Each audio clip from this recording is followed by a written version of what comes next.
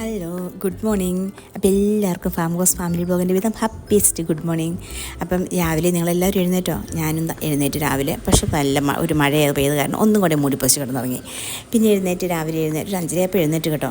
എഴുന്നേറ്റ് കഥകളെല്ലാം തുറന്നിട്ടിട്ട് അവനെ വിളിച്ച് എഴുന്നേൽപ്പിച്ചു. മോനിന്ന് എക്സാമാണ്, ലാസ്റ്റ് എക്സാമാണ്, ഓണം വെക്കേഷൻ തുടങ്ങുക. രണ്ടുപേരെയും വിളിച്ചെഴുന്നേൽപ്പിച്ചതിന് ശേഷം പിന്നെ നിങ്ങൾക്ക് എല്ലാ ഫുഡും എല്ലാം ഉണ്ടാക്കിയതുണ്ടായിരുന്നു. കാരണം ഇന്നലെ പപ്പയുടെ കുർബാന ആയത് കാരണം എല്ലാവരും ഉണ്ടായിരുന്നു, ഫുഡുകളെല്ലാം ഉണ്ടായിരുന്നു. അതുകൊണ്ട് പതുക്കെ എഴുന്നേറ്റാൽ മതിയില്ലോ എന്നോർത്ത് എല്ലാം ഒന്ന് ചൂടാക്കി എടുത്താൽ മതി.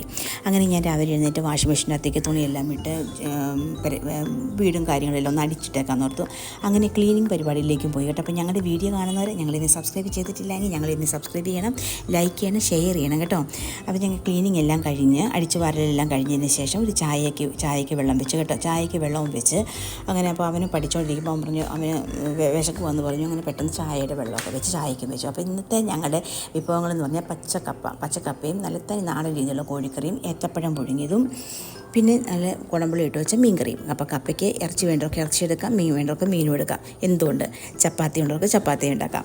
അപ്പോൾ അങ്ങനെ ഞങ്ങൾ അന്നത്തേന് എൻ്റെ ചായയെല്ലാം റെഡിയായി. ഫ്രിഡ്ജിൽ നല്ല അതെല്ലാം എടുത്ത് വെച്ചായിരുന്നു തണുക്ക് മാറാനായിട്ട്.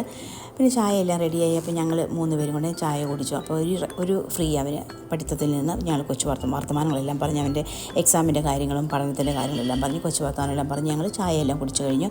അങ്ങനെ അവൻ പിന്നെ പഠനത്തിലേക്ക്. പിന്നെ 8 മണിയായപ്പോഴത്തേനും അവൻ്റെ ചപ്പാത്തിയും ചിക്കൻ കറിയും മതിയെന്ന് പറഞ്ഞു. അതെല്ലാം ഒന്ന് ചൂടാക്കി എല്ലാം റെഡിയാക്കി അവനെയും വിട്ടു. അപ്പം ഇത്രയേ ഉള്ളൂ ഞങ്ങളുടെ വ്ളോഗ്. ഞങ്ങളെ കാണുന്നവർ ഒരിക്കൽ കൂടി ഒന്ന് സബ്സ്ക്രൈബ് ചെയ്യണം, ലൈക്ക് ചെയ്യണം.